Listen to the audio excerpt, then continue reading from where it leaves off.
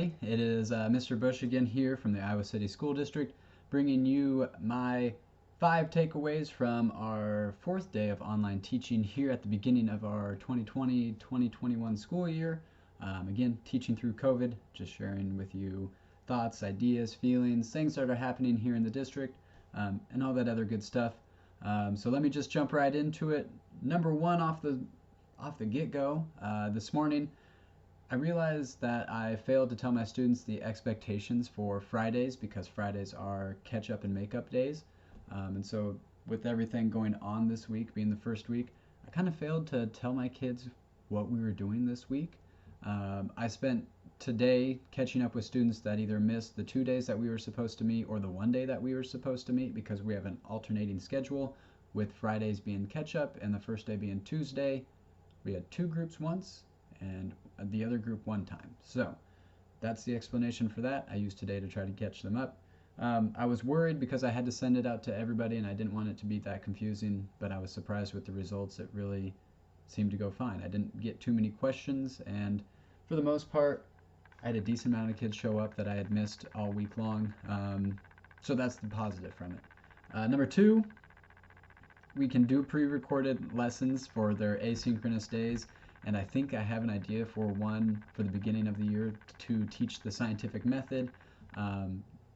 If things go right and I record it properly, I will also share it here for you guys as well. So I'm excited about that, and I want to try that over this weekend and see how it goes. Hopefully it works.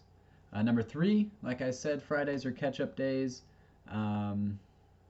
It's nice to meet with kids that maybe missed a day or 2, get them caught up to speed. You can reteach, go over a new, not a new topic, but you can give a similar assignment to a kid to maybe help them understand the topic a little bit better than the prior or first assignment that you were trying. They will be nice whenever we can actually do what we were supposed to do those days. And I guess that leads me into my number 4. They will be useful whenever we are teaching content and going over material, like I just said, for catching kids up that missed. So they will be very nice. This week, however, and maybe next week even, not the most exciting thing, but I can see how and know how they will be useful moving forward, so that's awesome to see. And the final takeaway from the day is I have had a handful of students, and it's oddly enough, a lot of them are the same students who magically couldn't get any Zoom link to work this week.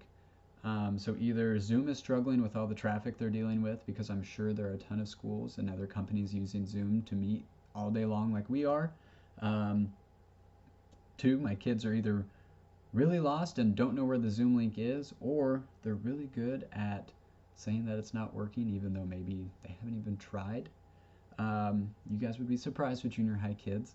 And then the third point is, or I could be doing something completely wrong on my end, and that's why the link didn't work for them. I hope that's not the case, but more than likely, probably is. So I got to get that figured out. Other than that, some small hiccups all week. That's to be expected, teaching first time ever 100% online, but surprisingly well. And again, I'm excited to be back and excited to see where this goes. I hope my pre-recorded lesson goes well this weekend, so I can share it with everybody and get my point across to my students. So with that being said, everybody have a great weekend. Be nice to your friends, drink your water, wear your mask,